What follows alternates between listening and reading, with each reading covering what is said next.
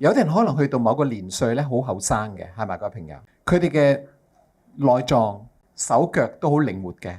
咁發生咩事？點解有啲人咧去到某個年歲咧，就係即係行路都出現咗問題咧？同我哋嘅身體咧嘅幹細胞有關係嘅。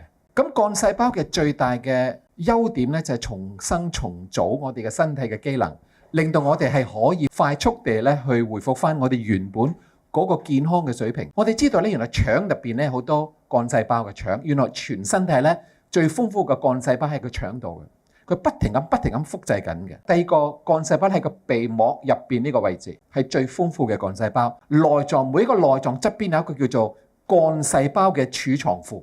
任何內臟出事嘅時候咧，個幹細胞喺嗰度咧就做話，喂，救命啊，救佢！就重組，就當係心臟，或者當係肝臟，當係腎臟，當係骨頭，當係你嘅皮膚。